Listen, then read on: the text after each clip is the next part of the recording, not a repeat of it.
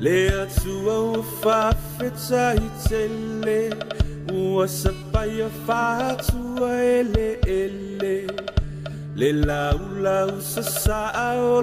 𝚚𝚑𝚙𝚢𝚅 le soifua leo a matsaina ua tini pao le uto malo tausala ua e taifu fo'i huta malo a fua ua maua le atua ua whawhetai tele ua sapaia whātua ele le lau sasa'a o le whaiva le soifua leo a matsaina ua tini pao le uto malo tausala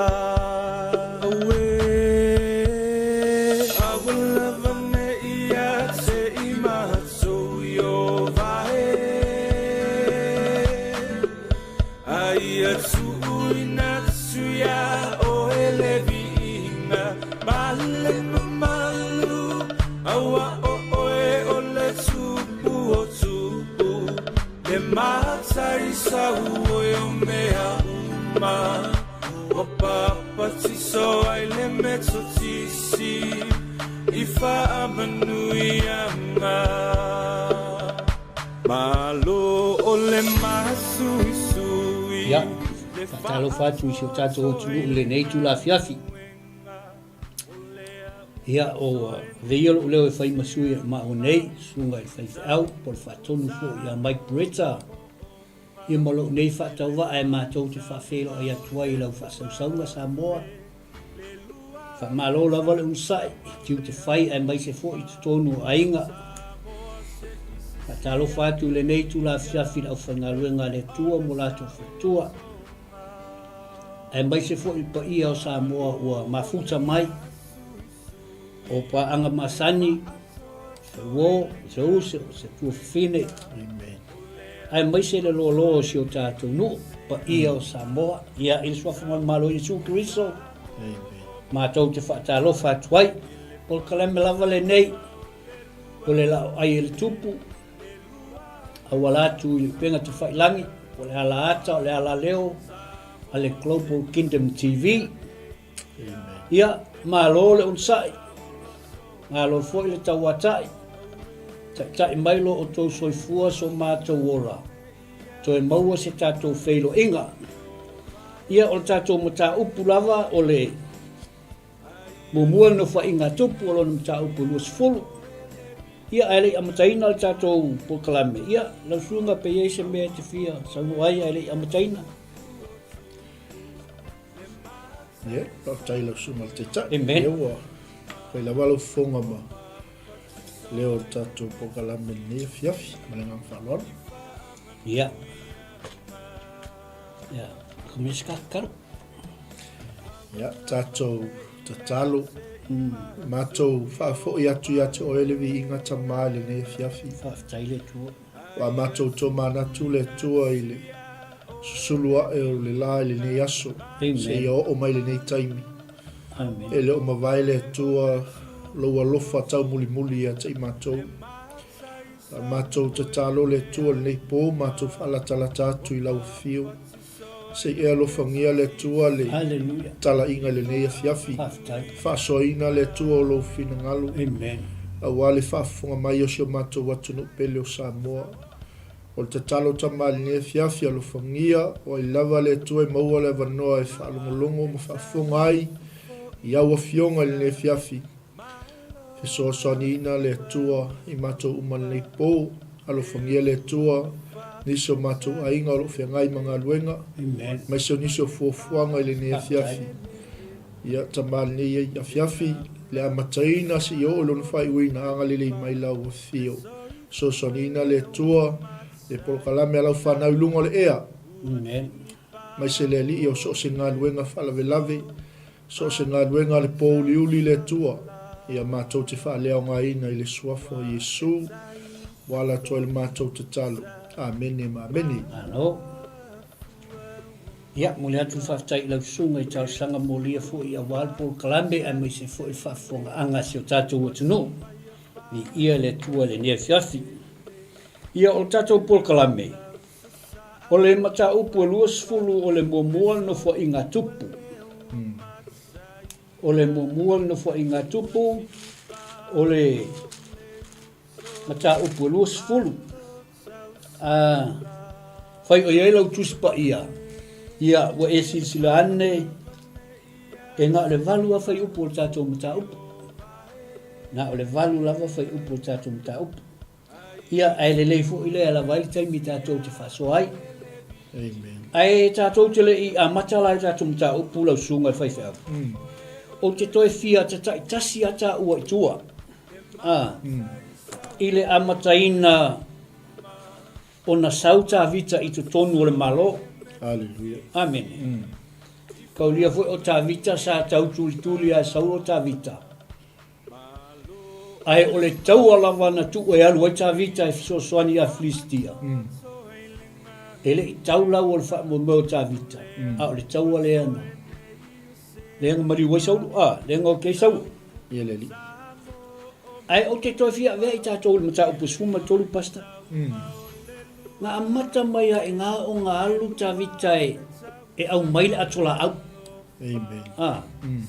Uso o le mata upu sfulma le tolu. Mana tua foi o le atola au o le tua. Ua lewa na le ia Israelu. Amen.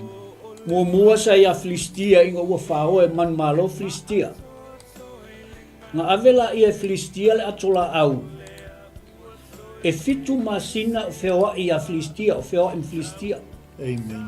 Ai whai mai ua tupu ai le whare tonu Filistia, ona o le atola au le tua. Hallelujah. Ai sea, e makua le malama Filistia la kola au. Amen. Ua tupu ai le whare tonu i a Filistia, ua mwhai mai ua maua i mai sua apasta. O mai ngā makua mama i a Filistia. O le tōta mai le Filistia la atola au. Ai leo mamlam o lai ko ka mai le tua Israelu. Onga o le Filistia tia i isko inga LAOAI. Kiriata Yarima, kia e inga, te atola au. Onga ia kiriata la i o le atola au i tausanga luas fulu. I tausanga ia. Tausanga ia luas fulu. O lai kurikuri a saulu kavika. Ola e kau kurikuri a solo ka vika. Ai, e o mai mata upa sumal wha. Whai mai. O le mata upa sumal wha le ua loa ina mamalu o ta vita. Le ua amakanga i loa mai tonu malu o ta vita. Ai sea, langa le ua amakanga sa ili le awala o ta vita nga i whea. Yerusalema. Amen. Amen. E le mawhai ngā o ka vika i kongu i ele i alu atola au tonu i. Amen. Whai mai la ia. Ua ai whalongo Filistia ua whaita vita 𝗚𝗚𝚣𝗒. O ngā osa whai lola ia e Filistia o tā vita. Ai whai mai o ina i loa ele mamalu o tā vita. I le mata upu lea. Au asa manu malo ina Filistia. Amen. O le kawala le Filistia makawika ngā wā le mai ngā atola au. Ai inga ua mangmalo ia Filistia, e o mai le mata upu suma 5 pasta. Whai mai le mata upu suma 5, o le amenga o le atola au le tua. Le alawa ami le atola au le tua, whaalua lea. Ai whai mai, o le amenga mua le na ami ai, inga ua whai ngai usa, le whanau apanatapa. O ngā avela ia i le LAOAI. O e pete e toma. O ngā leng ave kuwai. E tolu masina. Ngā kaware. Wa ngā umalol kaware. O loa mai la kola au. Laifea, lai whaleo e toma. E peta. Tolu masina na iai. Ai whaalongo ka vika. ua manuia ai le ainga e peta e toma. Manuia whawhia. Ongo le akola au, e malama le lei, le ainga le o saing pai le akola au. Umalong kau ma Filistia. Whai mai lo tai vita i toi inolu, whai o mai whapokopoko o mai koe inga a wos kauranga. Ai sea, leo wailo e tai vita o mai le atola au. Ma kaulia le alunga mo a tai vita le fesili le tua. Ai ngā lua tai vita ia a mai. Ma ka ngā karangu, ar kai mila lea te milonga lua lea. Whai mai ua ami e tai vita whai tauranga. A ami toi inole nuu. A ami le nuu. Ea, e oe mai le atola au. O le onga la lea a tawita mai le atola au. Le la mai ave i fea, a ave Yerusalema. O lo tatou tala noa i le dynasty le a tawita. Ina ua taunu watu tawita o mai le atola au ka koe lo umal me N.Tupu. Amen. Ongola o sili taulanga, fasi tamai mamoi, fasi tamai povi. Fasi tamai o titolu tau sanga. Mai fasi aya o sili taulanga. Tolu la, ala e amo e o sili taulanga.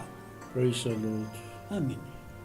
Lafu ko asa o tangata e amo le fati fai taulanga. Le a veng ka vale fa ka vale. E amo iua o fai taulanga. Le ala o sa o le a venga.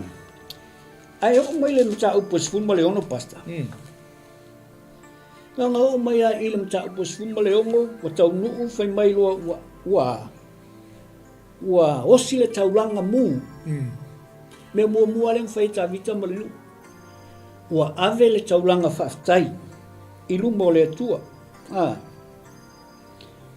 Ar me mangai anga wa umanga fai taulanga yang whaftai le tua. Fai mai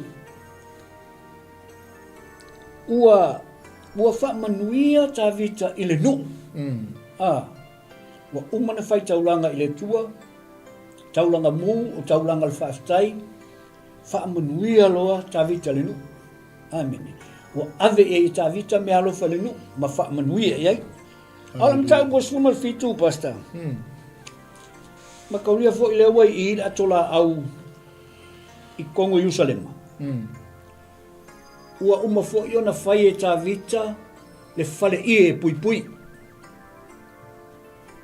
E tu ua i tutonu le atola au. Amen. O i la e vaenga lea.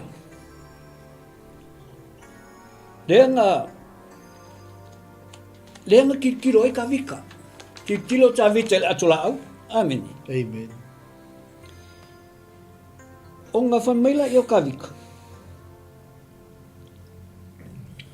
E pe uma e manga ia kele fale leo ke ngofua i o le fale arasi. A o le fale la e fio le mamalu le tua. I o le fale pui pui le ie. O ngā manga o lola i o ta vita e fai se fale e fio le mamalu le tua. A sa tatou tala noa i fo i a pasta. I le mele mana o i ta vita. Ai le o se mea na mana oile tua. Amen. Kau lia le ialu ta vita i le tua. Nga o nga whai al me mana oi ta vita, whai ia nā tano, e whai mai nā tano. O loo ia te oile li. Tu lea oile me whai. O loo ia te oile li. E le isa o fo le whautuanga nā tano. Ai, inga ua whai lo ia i le tua le po. Whai leo le tua ia nā tano le ai. Whai ia ta vita. Ma ke le whaia. Ma ke le whaia lea. Na te le whaia le malu te nofo. Ai o le mata upue e se fulma le walu. O ngā whai mai ua whasi Filistia, whasi Moapi, whasi Sopa. Sa whaia fo i ta vita lea. Le whamisinonga tonu lonu. O mai ngā whai fo i ta vita le whamisinonga tonu lonu. O le mea ngā ua mangu malo ai ka vika i mea umangi ai sea. Langa fo ua whamaluina i le tua. Ua whamamaluina ta vita i le tua. Amen. mai le tu e ata vita o ke ia me uma o ngu fo ina e mang malo ai sa o iai le wa fa maluina ta vita e le tua ai fai mai le fai uposum le mta uposum le iva pasta o le anga le anga ina ai o le sa vali ta vita ma le tau ana tupu ai manga kua fo ina ua oti le tupu o le tupu leo amoni o nga whaalongo la ia o ta vita ua oti na asi ai o tangata sa le lei fo ile la kampangi sa le lei la fisotanga ai sea e lola ia o le li leo anuni le atali o na asi e fai matupu fai mai lelo ia o ta vita iana au na o atu e whaamatala loto ia anuni ma whanawhana mō ia ona o lona tamā. Ai le italia. Whai mai lae o atu e ilo ia te ilatou. Ma whasioti ia te ilatou. O ira lea na tupu ele wha le tonu i te tonu o le vā lea. Langa ele leile mea na whai mai ua tafia la tau awa, ua tipi o la tau ofu, ua se sele o la tau ofu, e tau i o la tau nofoanga.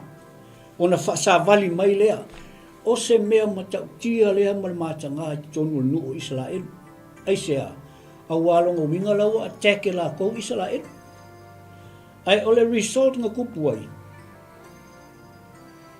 Nga whaia i ele whai unga Israel e fufua i mele o tupu. Amen. Mai wo a mai ai. A mai ia sulia. O a mai sopa. O a mai Mesopotamia. E a mai lau ke au. Inga ia whako i lalo i Israel a wala toiloa. O lea o le asaungi Israel ea. E oso i il mele o ngol makangare o whai on tangata. Hallelujah. O kangaka i o Israel.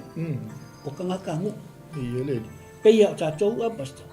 O tangata nu tātou o le malo. Iele tu. A kangola se si le malo. Ia. E kau e le malo le tau mua. E tau e le malo le tau mua oi.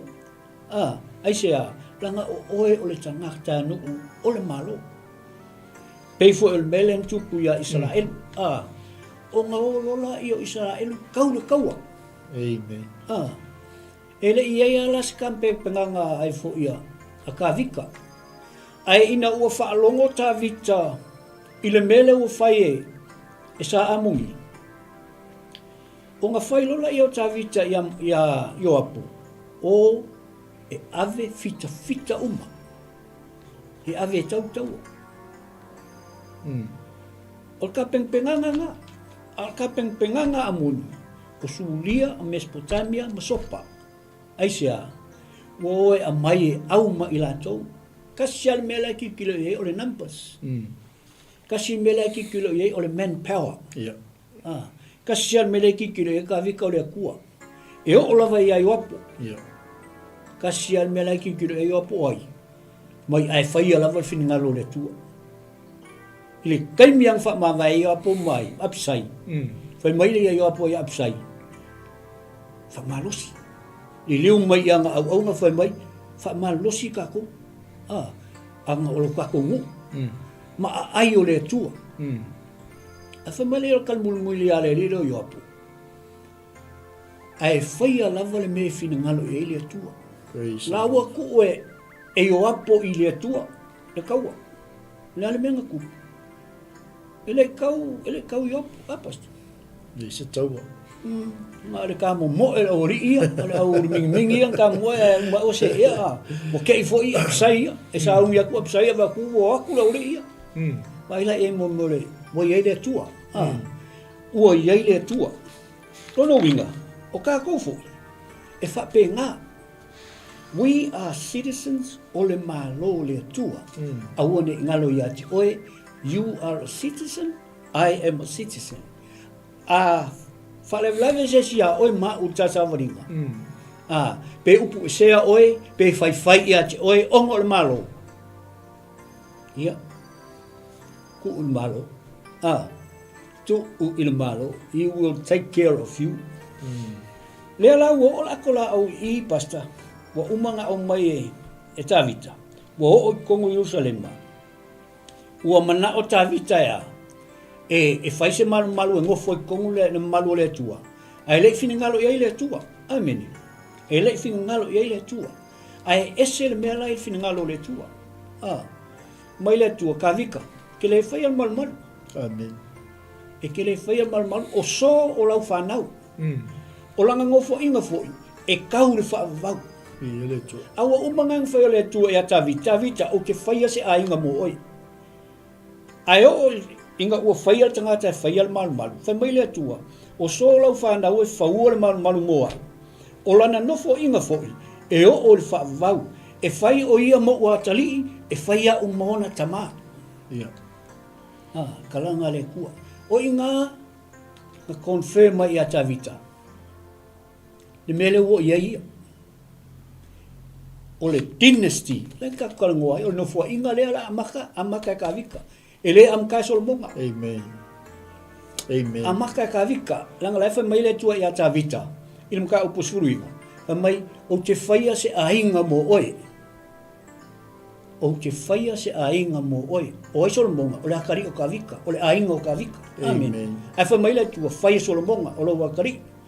O longa malofo. E o le whaavavau. Amen. Amen. Hallelujah. Pasta e se mega kia pa e aka kele I o kamkau. Langa lera ka o kamkau polusa. Amen. Malo, aftaile, tu fai lau sunga te tai. Fonga fo tatu po kala milne fiafi. Amen. Toi fatalo fatu ni sia tatu a ingo lo mafuta mai fo ilungo le tatu Facebook Live.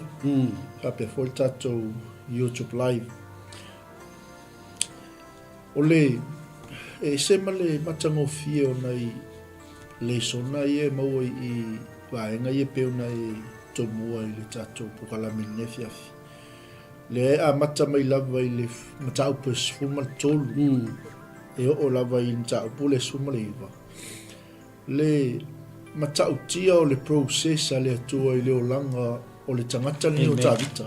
Amen. A tato wava ai fo ima tilo mal toto I le tala o le tupu ne o tavita. I o le tangata ho I pe o tato. A fuala I pe onga sau noa lau sunga whawhianga I ngai le fiafi lua se fulu tau sango I le atola au I kiriata. Luas fu tau elengi ka mai tau sango. luas fu tau sang. Elengi ta mai tau sango. Ia. Sau I ntaupu nga e sumal wha mai wa o le teimi wa. Mo wha mamaluina le tamalo. Ia. E whapenga ma le soifuanga le tātou te iai. Ia. Foi le a oina sao le fifilinga ma sao ia le tātou muli le taita inga le atua. E ufi tātou e le mamanu o le atua. Amen. Pe onga yelum tātou na sumalwha. O le wa makanga koe o mai mamanu ia tāvita. Yes. Sau lo le tātou sumal lima le sa e sau noa iai foi le amingo le tola au. Sa luanga. Le anga I le taua soli ka ul kolu masingo o tau eling soli. Oka. O ai ki kilo le va pasta. Le va le na amiel atola au suto. Ai ke wo umanga ai o mai fliskia attack. Ia. E kolu masinga le na ave le fale o e peti e toma. Ia. Ai kaua. Ia. Uma kaua ai whalongo ka vika. O manguia e peti e toma. Ia. Pamalo ka vika, it's time. Ia. It's time e ka kaunga mai akula au I Jerusalem. Ia. Leala, kolma singa.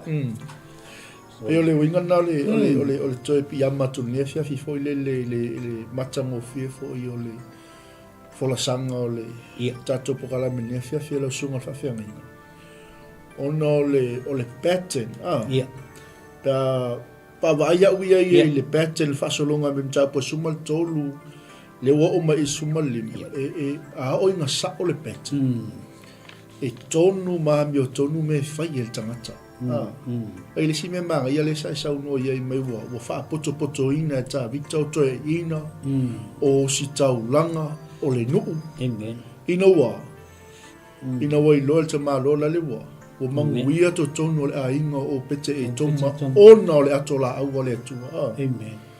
Ia la ua, e vai le menga fai el tamalo, o fai taulanga mu, o si taulanga whaafitai. Amen. O le ua, o whaamanuia ta vita le nu. Ia. Si le pattern. Le wingo le tala hoi le li. O le ale ma malu ma le tele o whelanu lanu wai o le ma malu whaale larolangini. Ai aonga saule ma malu o le atua e wha ma malu tangata. E le koe se ase mea se whai. Aleluia. Vai ile mea ua tupu ifo le loto le tamalo. Wa lea, wa ngofo il fale ia pui. Ia. Ia ua kupu ifo le loko kumalo so. O ia uke ngofo il fale. Ia. Faile a rasi e sele mana ia o le mata lasi ma le mata ngofi. O le a o le fale o le tua le ise mea e nofo i le fale o le tua po le ato la aua. Le si la mea manga ia le i le peonga i saunoa. O le vahinga le perfecta le o natanu. Ia. Ia. O le ata umma foi ale o soifuanga le tatou te iai. E iei tangata e mawhai o na tai se ina il filfilinga tatou ono se o tatou whaalonga. Ia. Mai la i o tavita. Se o mana o se fali mo le atola. No foi le atola ua le tua. Ia e pangalia. Langa i upunga i luma i tusia i luma. E le ma vai le pelu mai lo ai. Ia. Amen. Amen. Koe wha mangaku mai lo le tua ia tavi le ai ke le whai al fali. Au so lau whanau. Au so lau whanau. Amen. E whaia se fali mo. Mana ia teli. Ai le mana ia o le menga whaia tavi tai. Wha manuia le nu. Ai o mai 𝚘𝚘𝚗𝗏 e sfulma le valua. O whaia tavi tal wha amsinonga tonu o le nu. Ia. Amen. Ina wa umona wha umatia o filistia mo api ma nule o sopa. Amen. E se la le mana ia o le vaenga le. Kai pei foi la le mele o tatu o mai le mele sa ta wha so le vaso le tene. O le o au wina to e tavi tale nu o ia anun. Ia. Le atali i o na asa. Le atali i o amon. Ia o aku. Ai aku. Kari kua lima le ia. Wale. Le ala ua. Le ele taua. O mai ei masuria. O mai ei ma. Mai ei ma sopa. Ia ma me sopa tamia. Ale mema tautia. Ele i tau wina i o apo ma le au tau se tau. Amen. Amen. Kanga wa ai aku au. Kanga wa ai aku au sopa o solo muli suria. Pepe bale. Ai le lo e sopa. O le uli en koko e lenku i apsai. E len, daevu minga pe whaatau waa ngai ka ngaka ia. Nanga whai mai ngā filifili. Ngā filifili e o apo. Ia tangata e talawhea ngai. Maka ngaka lai lumu makua lo winga ngaka malo losi maa. Ia pei vui ngai ka ngaka ia e ngufu solo. Ngufu mau mai. Mai ia ia apo ia apsai pisai. Ia kamanga. Ai whikau iau kamanga i lau kaunga. Ai si a mai lau wali e awi le kukau wa asuria. La que vai kula wali e manga ki ke leo la ko kin ko malos. Pe ki o foi fai e o apo le upu a pasta. Mai a eva ai mai. Wo foi inga. Na so songi mai le. Ja, amen. Ai a o ai aku ai foi inga ia sopa. Onga o so songi aku le. In other words, pe ise me nga ike i o apo le ise ka o fai. Wa le ke ia o fa mai nga faala famatus pa ia o faala talata tu yo apo. O nga so lai la i o sulia. Amen. Ai vai aku vai foi fa solo. Ai vai atu ia sopa. O ka mo sulia o se e uma la uri le o. Ia wako e foi Wako e malako so. Kasi agaka nga so wako no baso. Au tātou rai whanau re tua po tanga tal malo re tua. Le whapinga ka ko. Ele o kai mi mo foi ke la ko ke ko. Ai fa mo mo ile tua. Ele ia tātou uma se poto ma se le lei a to ai ka ko ke ka fai ai. Avele me o tātou yo. Avele me o tātou moli mawina mali tuspa ia. E te whae oe ma moli mau. Ile tupu o tātou malo. Amen. Ia. Nea la kako waku tātou mata upu lusfuru. Basta. Amen. Ia. Ia le tua. Basta. Ngā le luang whai upu kaki se whai kaua. Mana ia. Ngā le luang whai upu kaki whai kaua ka mkau. Ien ka whasosolo ile e la ngai pio ke aku pe whai si tafu o mkau. E la titia maini. E la titia maini. Ia mata upu mumu, oi whai upu mumu, mal whai upu lua basta. Ia. Ua o i ona pō. Ua toe au lia ai le tausanga. Ona pō foi lea e o atu ai tupu. Ona taitaina atu lea i o apo au o le taua. Mana wha o matia le nunu o le whanaunga a muni. Maualu atu, mavangaia, rapa. A ua nofo tā vita Jerusalema. Ua whasia rapa e o apo. Ma wha o matia ai. Ua ave e tā vita le pale alii o lo rātou tupu nai lona au. Ua iloa ina ua fuatia, ua iai le tā leni o auru. Ua iai fo i maa tā ua. Ua whaai e ina i le ao tā vita. Ua au maia foi e ia o vete o le ai e matua tele. Amen.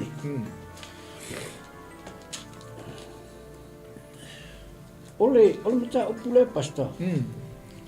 E ia le mea kere ngal malama i o ka whiu kau sa iti. Ia atonu foi o whaafonga mai a tatou ainga. Tatou whapeia o tatou ainga le nei. Amen. Amen. Ai, ona ole contradictia ole whai unga le whai upu mua. Ma le amatanga le whai upu e lua. Pasta. Whai mai. Le whai upu e. Whai upu mua pasta. Ia. Whai mai le whai unga le whai upu mua. Ua o. Ua o iona pō ua toi au lia ai le tausanga. Ona pō foi lea e o atu ai tupu. Ona taitaina atu lea i o apo au o le taua. Mana wha o matia le nuu o le whanaunga a moni. Ma ua alu atu ma vangaia rapa. Amen. Ole whai upu mua lea Ole contradict la o le whai upu pasta. Onga Ole whai unga o le whai upu. Whai mai. Ua alu tā vita i Jerusalema. Amen. Ai a maka le whai upu lona lua. Whai mai. Whai mai. Ua ave e tā vita le pale alii. Ua ave e tā vita le pale alii sailo lātou tupu. Le tupu ai. Tupu rapa.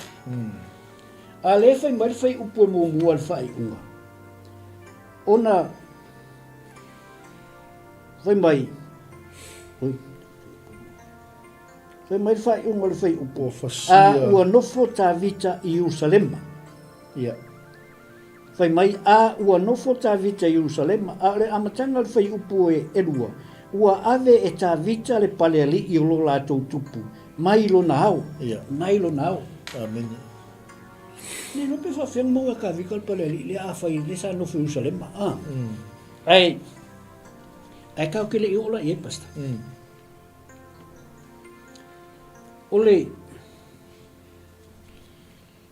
Ole tala noa le fai upu mua fai mai. Ua o ia ona po. Ua toe au lia ai le tausanga. Pei se mea foi le ua. E fai tausanga uma. Ia. A uma lea mea wa ku. Ko asa au ni foi la ia o tupu. E koe o mai le season. Amen. Pei la ka vai ai. Lona winga. Pei e folinga mai. Ua o tau malulu. Amen. Pei fōlinga mai, ua kupu mea ia ua o i le tau malulu ua ka ofi kaua. E le lei nei vai tau a pasta. E kele me ofu i kako. A ola aso. E whawhiang kaua le malulu. Ia kele i ofu pa mau. E whapenga. Ai le ingi mea vo i e mawhanga e mawhai o le ki ofa mai le whaitau lea. Whai mai ua. Whai mai le whaitau ua o i ona pō. Ua toe au li ai le tau sanga. O na pō fo i e o atu ai tupu. Longa winga. Le ua uma o ngā whakakali le winter. Ai o le spring. Le ua amakang mawhanga. Iang koe o aku whala i o kupu. Pesa o pasta pele. Ole, mana i o vaenga le pena e sau noa. Ia le ua, wawala mai a le. Wai a tato whai kusara le whaamaunia i le whaperetania. Me le whaperetania, it happened in the spring of the year. Longo ua umanga o tau maluru.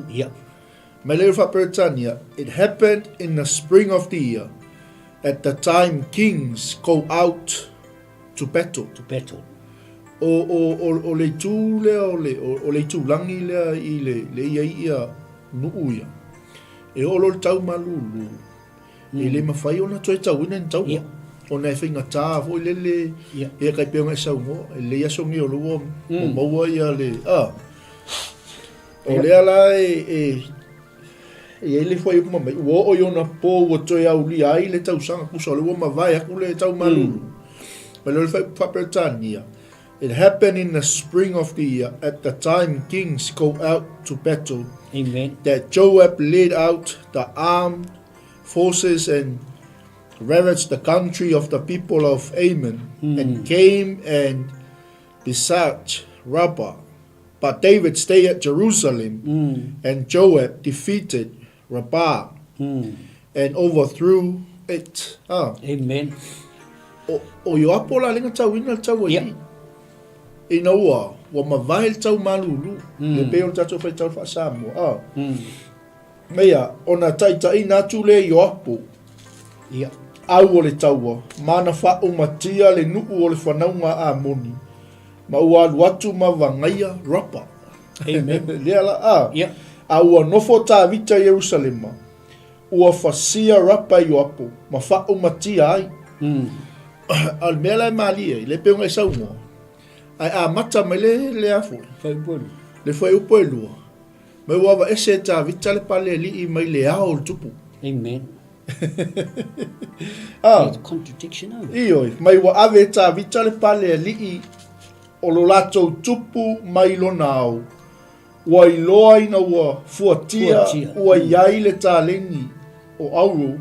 Wa iai foi maa ta ua faa e ina i le ao ta vita. Ua au mai a foi e ia o vete o le a ai e matua teli. O le mangai o le mea lea. O le manino foi lele o le whaasolonga mai. Nga umar tau malulu. Koe o tupu taua. Spring. A le wataitai ina i apo le au taua. A le nuu o le atua. Ma la tau whasia rapa. Ma wha umatia rapa. O le ala ua a mata mai whai upo e lo whai mai ua ave se inga. Ua ave ta vitale pale li o lo lato tupu na ilo na au. I lau au ia wawa aia i le nao au i le vaenga le whai upo e lua ma le tolu. O le ua wha ofuina ta vitale lea. I le pale li. Po ua whaapaleina li pale li o le tupo a moni. Wai, e le mana ia i o la tawawa ai fo i whaperetania, e se le manino.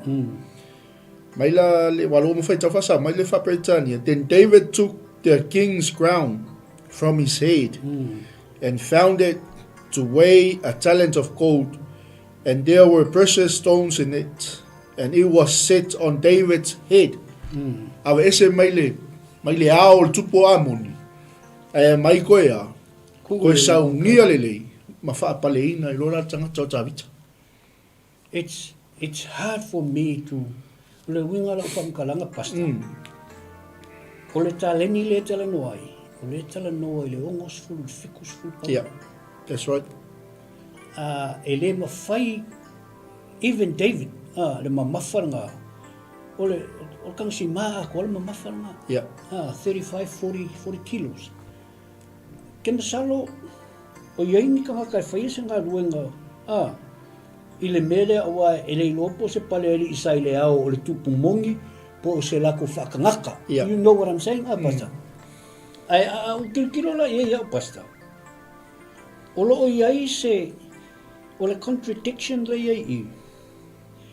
O le iai na mele misi to tonu o le so onga le whai upu mua, ma le whai upu lua.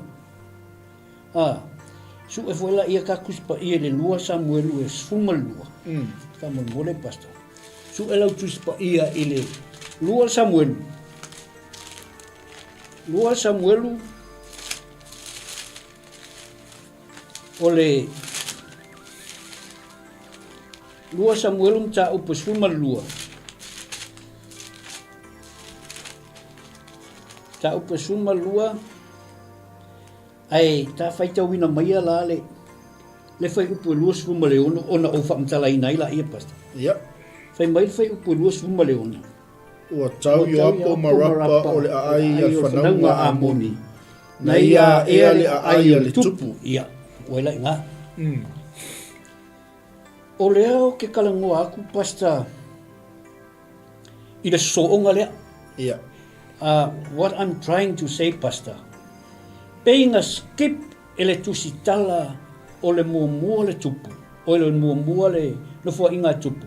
Se vaenga, langa a e whaitaua nei le mata upu, le whai upu muamua e mai le sfulmalua. Whai mai, le mata upu ngā sumalo sa mua.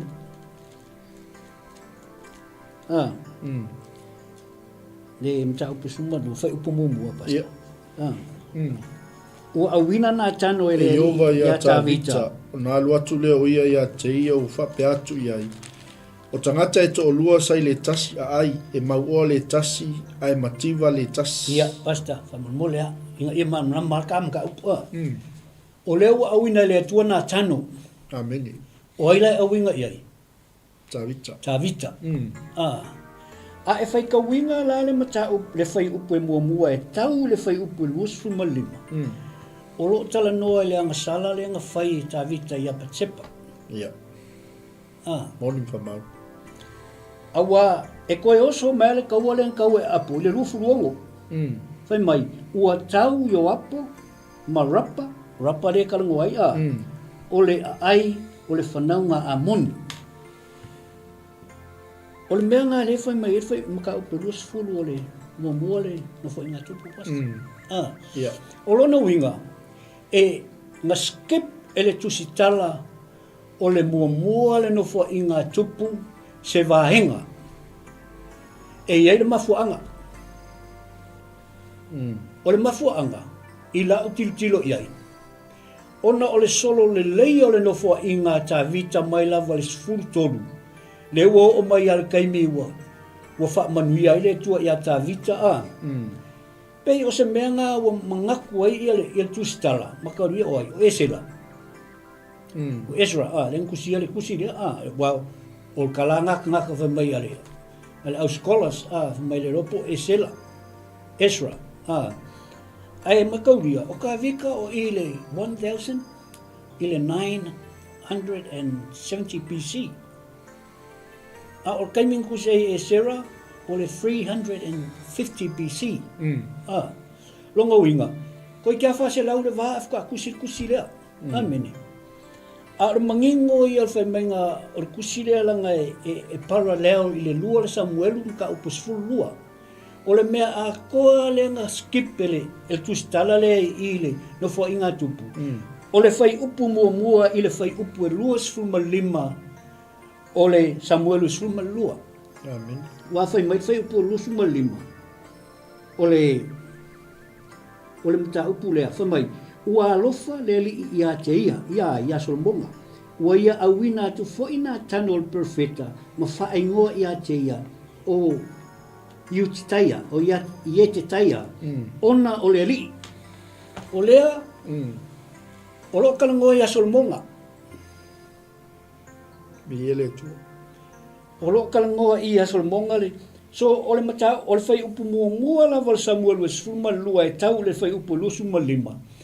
Ole vaenga le nga skip le tu stala ole lua ole mua no fo inga tupu mta upu luas fulu. Langa e fai kauang e fai upu tos fulu. Fai mai. Fai upu tos fulu e lua Samuel. Fai mai. Ona ave lea ole pale alii o lo la tau tupu ilo nao. Ole kalangoa le kai. Fai mai la ia. Olo na mamafa. Ole tā leni o auro mamaa tā ua. Maka upu kosfu, o ile fai upu tos fulu o i le lua Samuelu lea. Lono winga. O le skipping ele tustala o le muamua le nofo inga tupu. E sawa le muamua kau lufu lima. Ele li. Langa e o mai kosfu lufu mai o le leu wha maangia mai i. Sa ngofu aka vika Yerusalem. Sa ngofu aka vika Yerusalem. Lan meiro ai. O le mea umalenga whai taimi o tawita Yerusalema. O le wha matalaina, o le awina e le atua nā tano i a tawita. E erika malo le. Erika malo ngai kele i o ngā mea. E laku i eris ka malo ngā kasialanga, nga mamoi. Amen. O kala ngā resa o atoa ia e whai tawina nei pasta o le maangai ia. Alanga o ngofu ma koe whafikawi i kakala rea. Papea, mui.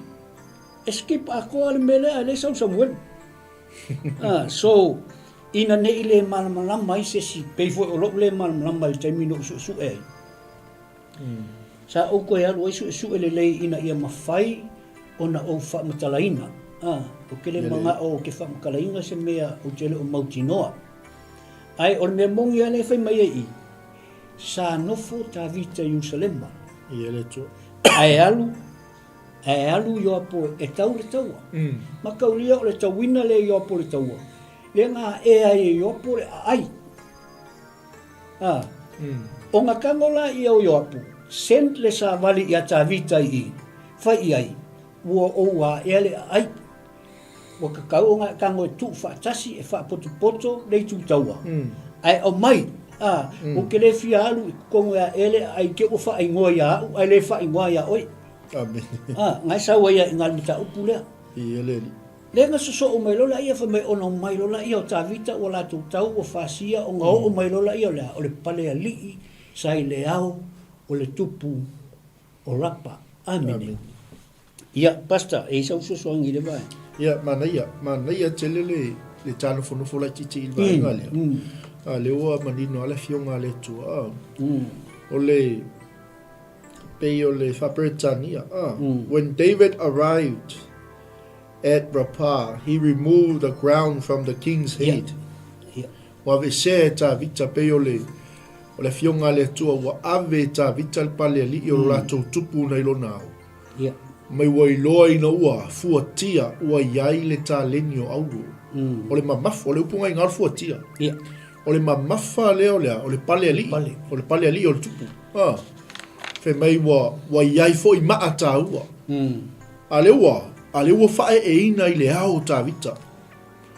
Le ala usau lo ta vita wa au mai e ta vita. O vete o le ai e matua tele. Asi fai tape fa pertani angan mana ia tele. And it was placed on his own head. The crown was made of gold and set with gems, and he found that it weighed 70 pounds. And took a vast amount of plunder from the city. He also made slaves of people of Rapha and forced them to labor with saws, iron picks, and iron axes. That is how David dealt with the people of all the Ammonites towns. Then David and all the army returned to Jerusalem. Amen. Amen. Ele yai la ta vita sisi mea o le anga yai ta vita Jerusalem pe o le upo le fionga le tua. Amen. Mai wa ia tai na atu tangata sai ai. Ma tu watu ia te ila tau o ili o tuiu a mea o toi. Ma safa a peona fai e ta vita ai o le whanaunga a moni. Amen. Mai le tala tuspa ia. ona fo'i atu ai leo tāwita, male nu uma I Jerusalem. Amen. So he remained in Jerusalem. Al mangai ke le vaenga le pastor tai. Ese male mana I ol vaenga le. Le anga liska mai process le tapena ina mai le tu o tāwita. O le si me mangai anga inga. Hoi leli. Ele avea le anga sala al tamalo. Ma mea ele ia. Koi fo'i ele pale ele I lungo le au tamalo. Amen. Amen. Le anga ngai lohe tāwita wha maulalo. Ngai lohe tāwita tangi atu I le tu e wha mangalo ia. Ai li wha pia ngā koe ave eselea. Le consequences o le anga sala. Ia, le kau keo mai I so le wha mai ua increase le malosi o le wealth. Le ua koe ave umai tāwita I whea. Le ua fo'i atu tāwita malinu I Jerusalem. Amen. Amen. Ole si mama me pastor pe ngai saungo le ngai taungo. Ole ele ese ya male no fuali. Onga ole vave alu lalu tavita e fa mo lalu le tua. Ele tua.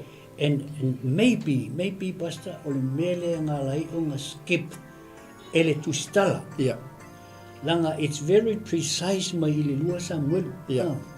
Ai o mai I ei ai ko so o ko I mele e fe ko le so o ma it's very precise longa winga ei le mafu anga na skip ai tu stala o le mo le no fo inga tupu ta o fu le mele ai sia awa o ma ko no fo inga ta vita le mana o e toi ai si fa la ai ele fa pele fa mo lalo I ta vita fa mo lalo e nga paren le tua le mele fa kangal tu stara ya langa ofionga uma le tua mai le nganga le tua amen ai e yele mafu anga ngalai onga fa nga skip le mele awa ai feita winner neile le lua Samuel le sfulua e koe fo I le le mea ngalai koe maua ka vika le pale ali le pale ali e koe fo I ko le fai upe tolus fulu o le lua Samuel ta upe suma lua fai upe tolus fulu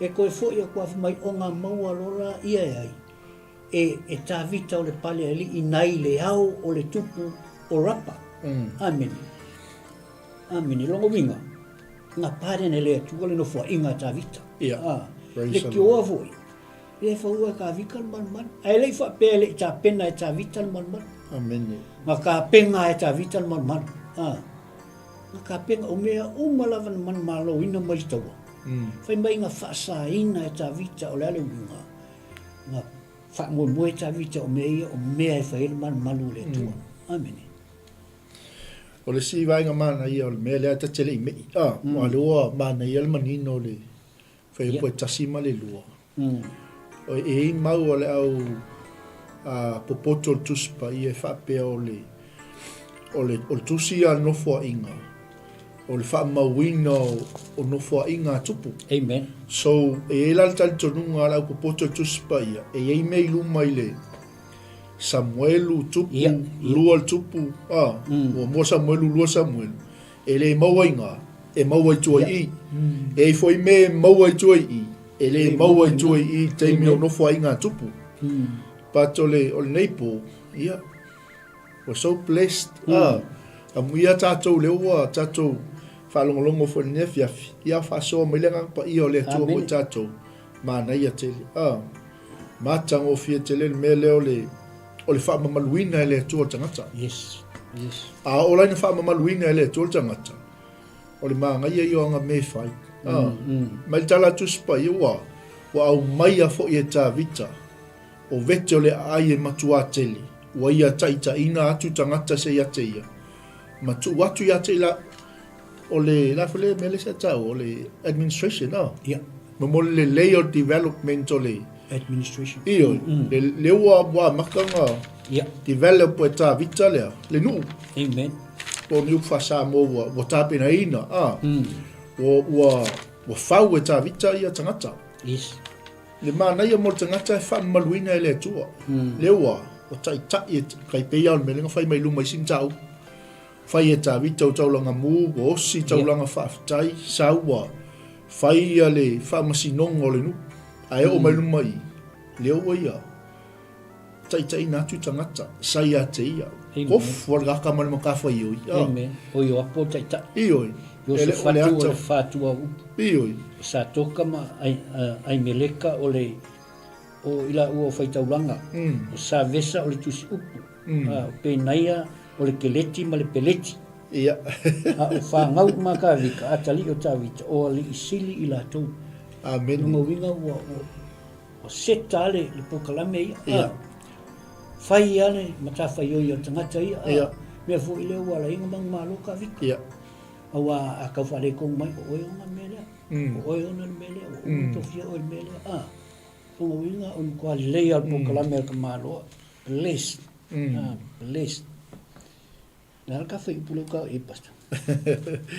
O whai pai whale la tai ai, moni mwha maoni, e sele mana ia mo mole, poi le lei o development. Ia.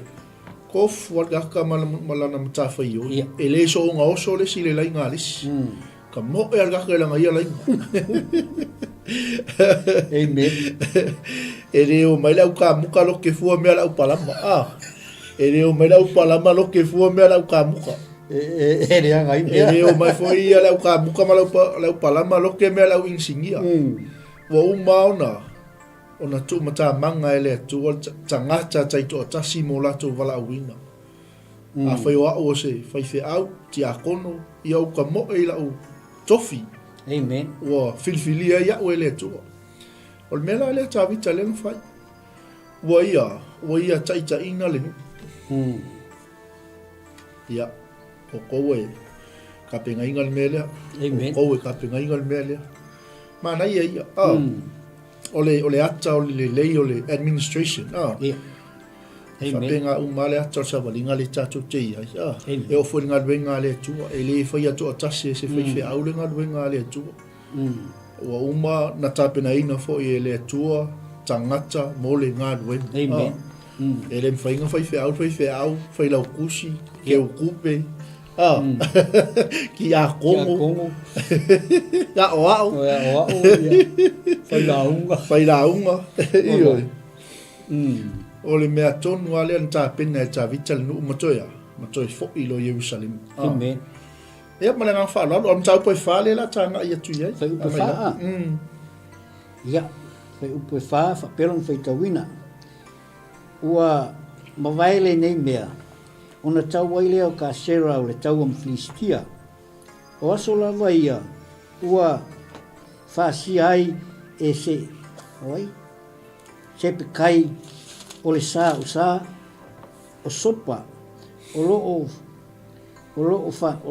le whanau a rafa. Ua whaatoiloina i la teo. Ua toi tau le tau am Filistia.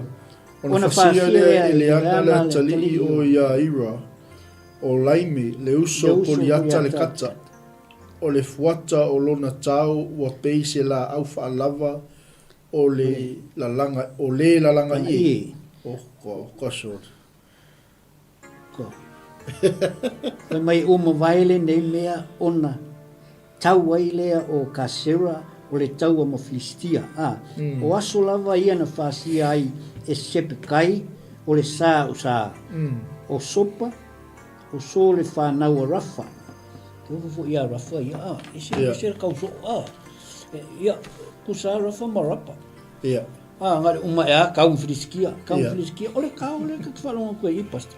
E fulinga mai, o le kau mai o le uso o Filistia, o le uso ai fo i o koriata, le kau mai e i, so le, ka ngaka ka ori o uma koriata ale o amakanga o mai ori ia i longo winga la ai kira ori ia wa leva nga uma koriata ka vika ma koria ka vika ma koriata o kiki ia ale o ngaka makua ka vika ia longo winga la pe ska ka kiki ale o so le a koriata pe fu ia ole fai upu lima ngai fai mai pasta o to e taua ma Filistia. Ona whasia lea Eleana le atali o Isaira.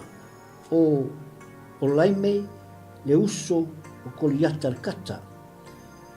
E pei fuolinga mai o le o fisioki o le fa umanga la fai upu apasta a peni o le fa ata o lona tau o pe o se la au fa lava o le la langa ie oka longa winga ko ke lea ka ngaka apasta ia le winga le upu le o le la au fa lava la langa ie o pe se la au fa lava o le la langa ie i makauri fu o langa ie e le la au fa lava ai pe fu le sorry ia ai fu e pasta e kele ia o kule le fu ka mai i le sia kule ka kele kawa ia kele kawa ia kawa ale ke o so mai fu i longa winga o ka mai ngu ia mo settlement si kongo filiski amen le ka mai i o wai e ka kele fa longa ia ka mai ngu pasta amen o ka sera ia le ia o ai fu sapa le fu ka mai i sapa e sei sopa o se pekai o ka sera o se pekai o winga e mkua asua ia le fainga a filiskia la uri ia wa pere ia kukele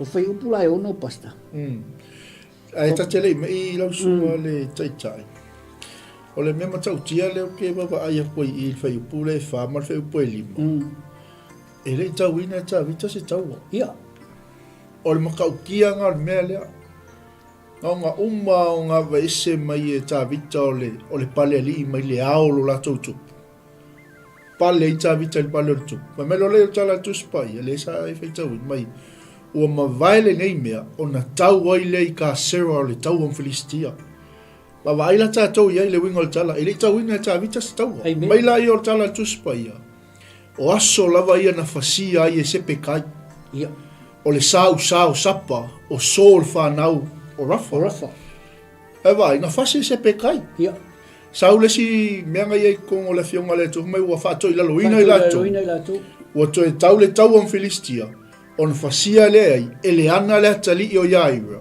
o laime le uso ko li ata le kata e le iai ama se meanga whamenga fasi e ta vita e malolo le iaka vika nanga foi o lungo fa ipule e lua le sa tato i male tolu mai wo increase le power increase le wealth for tamalo nanga le wo umang ka penga mai vai development le fai mai luma administrations mo kwale le ia pas le ai mai ngale fa mai pai pal tupu ai pinge se pekai ma I think pasta e a foi le ka mo ia ile o pu foi le fu fa maluina ile tua amen o fa maluina le winga o ku ka vi kai lunga i ai pisi aku la ori i la ro i le la u kala ngo ai ka wa ori i ai le mi ngo ia ta vita ai sia langa la o fa ma kila le tu mo ia ta vita i lunga i lona mamalu amen i lunga i lona mamalu ua le upu sa o ale ang fa ile tua o fa ai lo ai ile mamalu o ta vita ua ngofo le tua ma ave le mamalu ia ta vita le la o kilo ke la ori ia le o kilo wala ko ai le no se si o mingoi o ia kavika amen ia le tua pe o ngai sa ngo pasa e sa o le ele ai mo se mingoi o kavika i ala ka wala ko kele a posta ngali ngu wai ngal me kavika le fai ai o me tu foi tu ai o le kele ngai mau kaua ona fasia le ai ele ana le atali io yaira o lai me le uso ko ya kata o le fuata o le tau o pese la au fa lava o le langa ie kakal ngolona ie le uso ko ya tale pasta ele avea ke le o nge ngaka ma me ele i fai ingai tau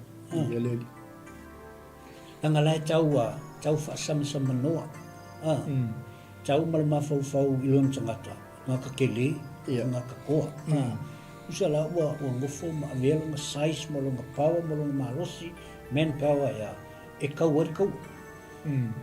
ai ngalo ia o la ile tu soifu O mala mele ku. Ngo fonga ka vika. Io. So le se si la vea. Fai le mu jo la vea ses amene. Ia. Pe nga fo tatou. O ne e tai mi tatou te fa pe foi o tatou. A o fo fa mamalu o le tua. A o nge sili atu la mamalu e atu la fonga ngakai. Amene. Ike o e so mafai ele mamalu na ia te oe ona e a fai nai lea. Ai a kuua ele tua ia e fai loa ele tua lo mali tangata ai kanga o e keep le lufe ngai ngama le tua ia te oe. Father, you gave me this. O ke koe a watu fo ia te oe lea te fai manu. Amen. Ia, pasa isi me so songe lea ai ka kere oku ka fai upumumuli e lua. Ia, mana ia ole mana ia lwa ngale ia lumani e tawina tavital tawa I ngapinga se pekai mai le anan mei ia ai ol tala tuspa ia so le elinka mai ka ngaka friskia I kapinga se pekai mai le an those are giants ia why ole mana ia ole tuspa ia fa Britania le I sa fe mai battles against Philistine giants.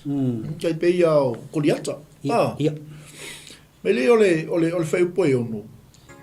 Mai wo toi tau fo ile tau ai kata. Sa ia ile tangata maolo. Ona tamata mai lima, ma tamata mai vai. Wo tai ono. E lau se fulu ma le lua. E lau se fulu ma le lua o ia foi o le atalii. O ia foi o le atalii o sa Rafa. Ia. Ol mel mana ia le ia. Ma fai tau fa peta mai in another battle with the Philistine at Gath. They encounter a huge man with 6 fingers on each hand and 6 toes on each foot, 24 in all, who was also a descendant of the giants. Descendant.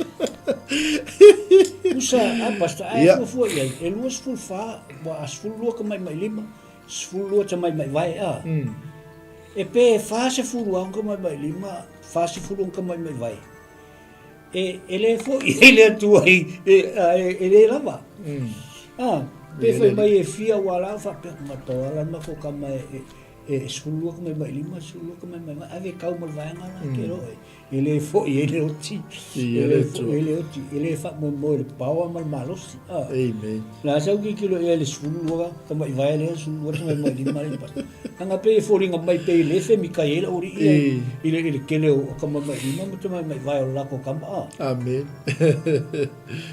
Usale umakule sko lua mauru ale vo saurisi ele lo inge fe lolo le ko lua le mo akule Mana ia fa Britania. Foi le mai in another battle with the Philistine at Gath, they encounter a huge man. A huge man with 6 fingers on each, 6 toes on each, 24 in total. Foi mai la ia. Ole, who was also a descendant of the giants. Ma fe me tu spai sa mo o ia fo o le atali ole Sarafa. O ne o mai ka ka kekele Hallelujah. Ia kai pe ole me foi le upu masani e tatou foi le ia o ka mai ki ole ainga. Ainga. Ia sa fa per swafa ia ka o swafa pe ole Sarafa. Ka ulola Sarafa. Ia mana tua sa mo ia ole ku ainga le sa wa ia Goliata male I kata ia ngai sa tus pa ia sa mo mana ia tele mana ia ko mana ia pero foi o perfeito le passa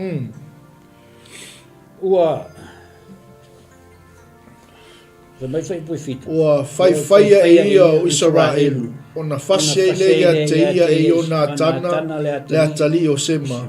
O le uso ta vita.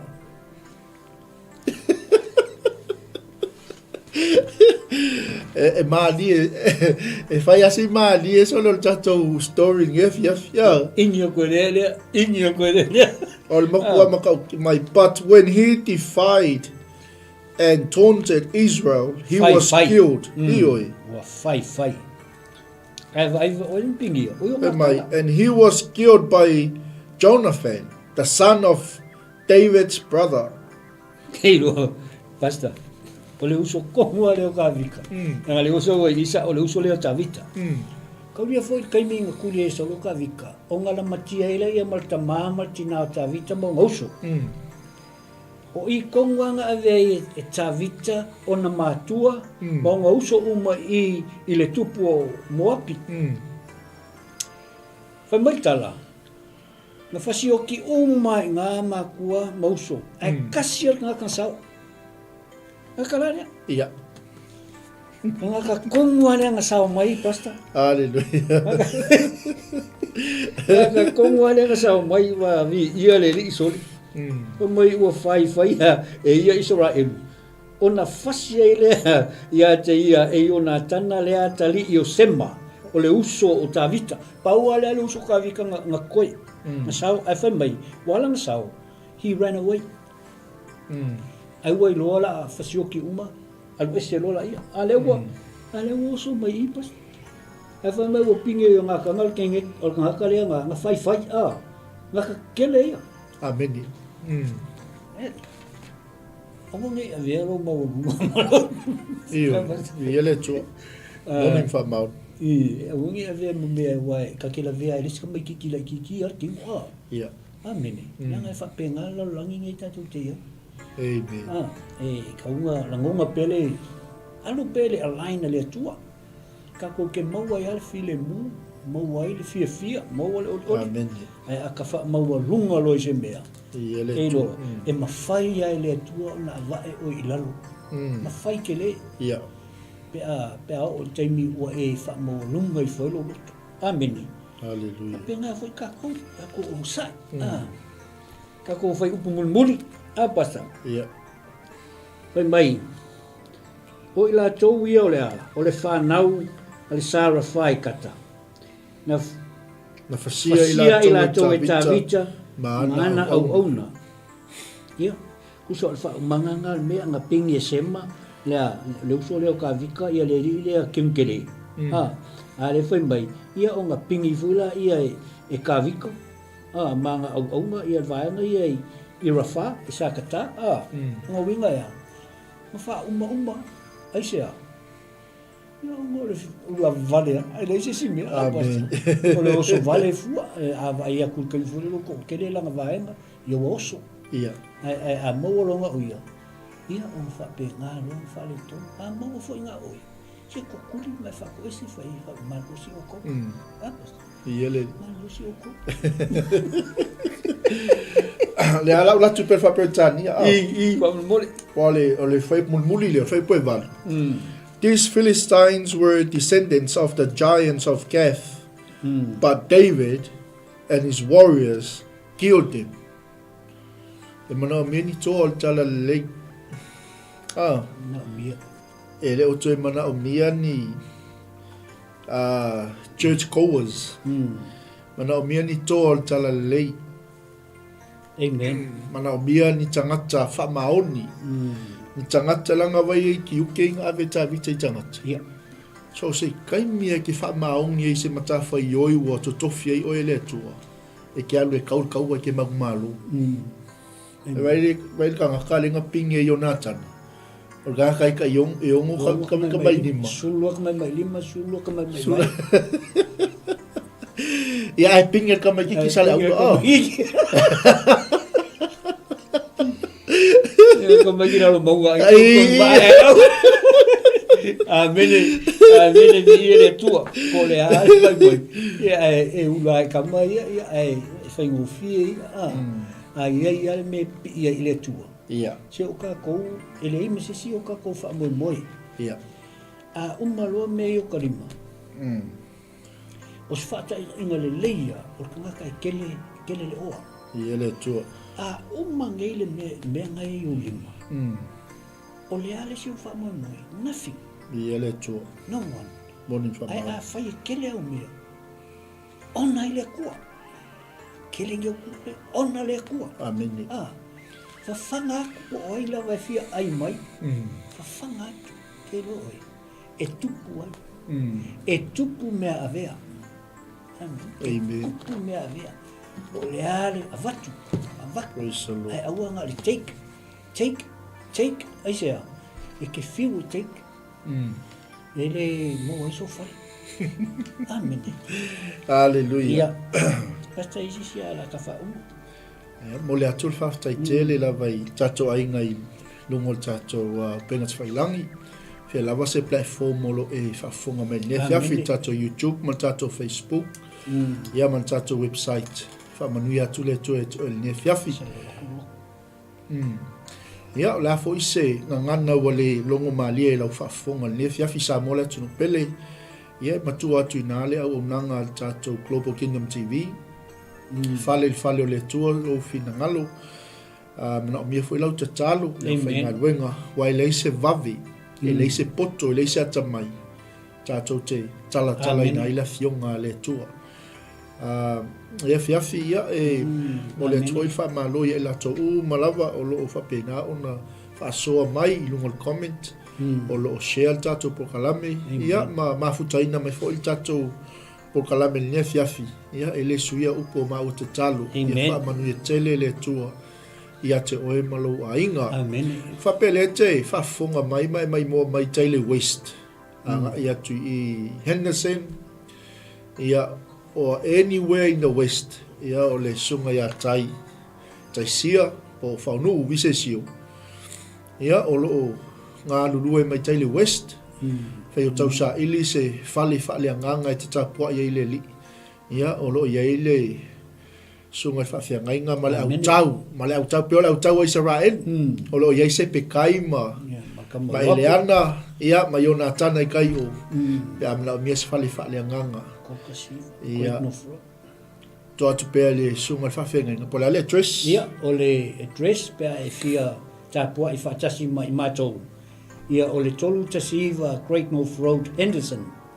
𝚟𝚒𝚙𝚢𝚅 Great North, Henderson. Ia, talo I le atua ia mawatu so wawanoa, tātou mafuta, ia, ma tātou talanoa I fo I le lei o le atua, ma tātou whasoa. Amen. Ia, whaftai tele tātou ainga, mai lunga penga tawailangi, tinai a miliama, Julie, whaltoi a ele, whaftai, whamanuia le tua, Sarala Salo, whamanuia le tua, Ia foi le fionga ia namlo ulu, whaftai, se lautui maunga, sa vali salu, ia manisi o tato ainga wale maua tui waai. E lo pongi sa le langi. Sila mai le tua, lo taimi whaavanoa ina. E whaamanuia le tua ia te oe le ngei fiafi. O le tato au nanga masani fo le soa tae au, ia e peo na iai tato por kalame whaatulanga ina mai le tae au, se ia le tūlai fululua I le tae au. Ia tātou tue whilau I foi ai o leo o na nei le tātou LAOAI 𝚘𝚘𝚡𝚘 tātou o nanga le ale LAOAI 𝚘𝚘𝚡 ia e toi so atu tātou po kalame I le aso lulu pe au lia I le lofa maleanga le lei o le tua ia au sunga taitai ia wale wha mai aina o tātou po kalame malangang whaaloa ia whaftai lau sunga ma ro lava lau sa I fo I lau sunga tātou kalame Ia le nā wasa unu atu lau au nā le tua Samoa, whaftailo mafuta mai, I le tui efu se leo e whatele, o na leo o mai o na Samoa le au na toi whamana tu atu o le taimi o le Sauninga I le West, I le 𝚟𝚒𝚙𝚢𝚅 Great North Road, ia o le Sfulumalua I le Auauli, an watu tātou su atu, mali watu o fio atu tātou tāpua iai, ia ma tātou talanoa, ia o wafo I le leo le tua, maua se ai mo lava yaso, ia le tua a whaftailo mafuta mai, o whaingaluenga le tua, ai mai se fo I pa ia o Samoa, o whai o na mafuta mai o pa anga masani o se uso o se tua fine ta mamati nā mātua, ia wha manuia le tua I la o tau tāpua inga, ai o le atua tulo le au na le ne fiafi, ia wha umatatou se talo. Amen. Mātou whaftai le tua le ne fiafi lau mamalu malo pa ia, ta ui ai mātou le li, au mātou taumwhai le tua e tufam whaasoa lau a fionga. talo tamal ni fiafi pui mātou toi anga ia tuilungo o le ala. Amen. A pe ainga o lo fatali mai filoai i le manuia mai le ate oi mātou whafoi atu lea o le vi inga. Talo tamal ni fiafi le ua le atu la upu ilunga o penga tafilangi mai se le lii ai o loto mawhina ngalo o tangata a nganga pa ia wha maluluina e oi o mātou loto mātou te talia ai la upu moni. Oi o wha fonga mai le fiafi le tua mna mia lau wha malulunga le suafa o Yesu le mātou walii ma le mātou whaola pai atu le tua lo wanga le leia te ila tau. Oi o mana o mia le sosoani lunga lau le ele, lunga le ea, lunga le sami le tua pai atu lo au whaola ia te ila tau. Tono ai o whale pui ma ai o whale mai le tua aua nei mawai le malusi anga o lo toto. Amen. Sau ina ai ila tau tamali ne fiafi whamanuia i le ainga o le whaatua. So se maota ma so se laua le nei a fiafi. Mātou toi whiloa i le aso atai au i lo ua lofa tu noa. Nei pō pe a mātou malo lo leli i a mai se moi le lei mo i mātou. Tu mawatu i ate oi le vi inga. Nei maso umai o oi le whavau. I whavau lava. Amene, ma amene, ma amene. So fuia, Samoa.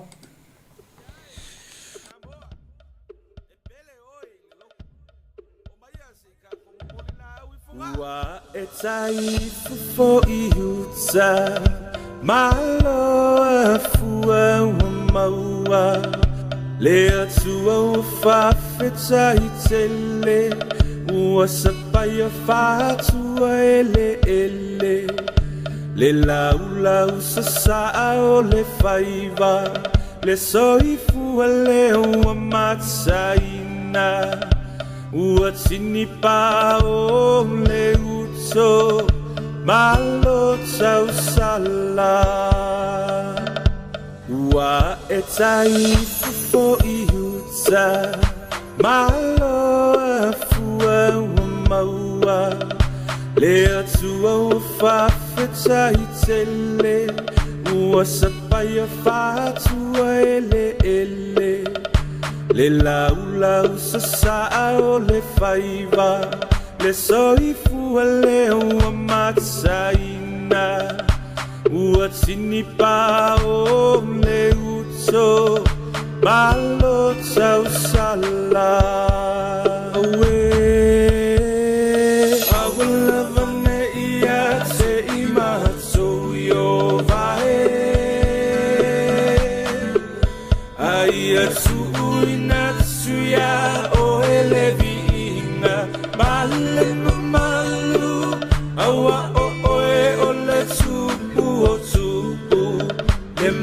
Taisia o mea uma o papa tiso ai le meto tisi I wha amanui anga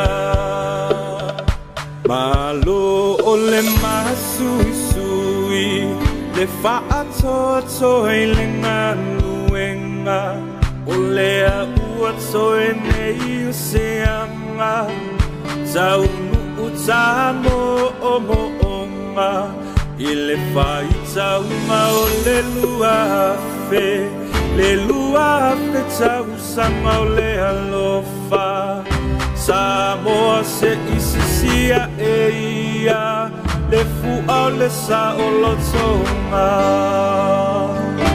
Malo o le masui sui le whaatoa i le ngaluenga o le so nei o se anga tau o tamo o moonga I le whaita uma o le lua tau sanga o le alofa Samoa se isisia e ia le fua o le sa o lo songa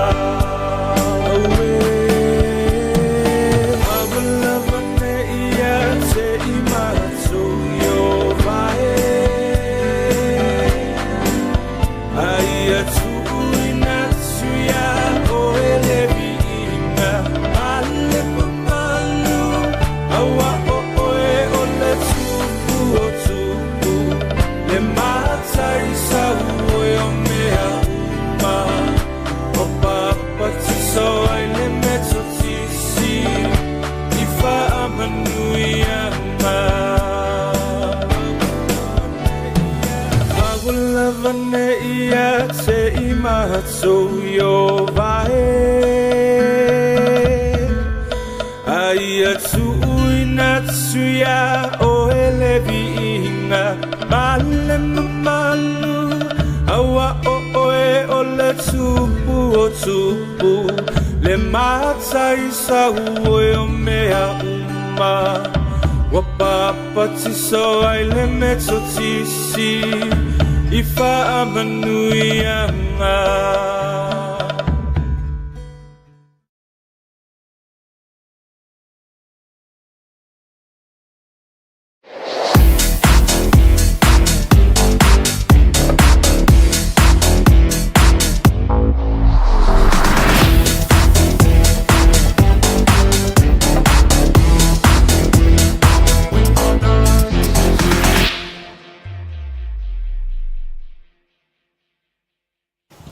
Hey sis, where are you going? Oh, I'm just heading out to find a place to send money to my uncle in Samoa. Oh, why waste time and petrol? You can use UP Group Money. You can send money to Samoa and it's really fast. Really? Yeah. Can I sign up online? Yeah, it's really simple. Sweet, I'll do it now. Okay, bye. Bye. Sending money to your loved ones in Samoa has never been easier with the UP Group Money Transfer.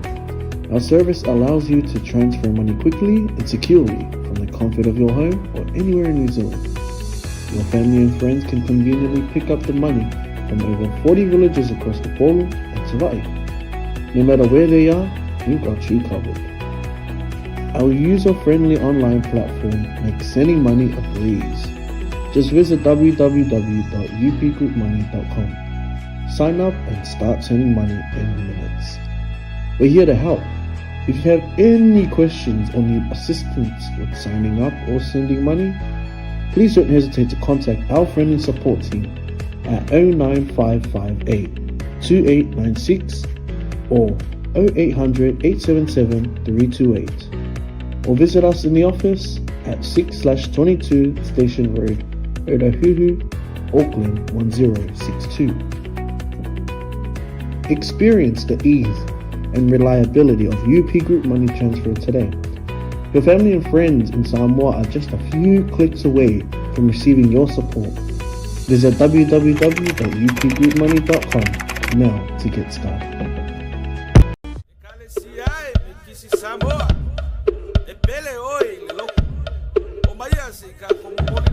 Ua e tai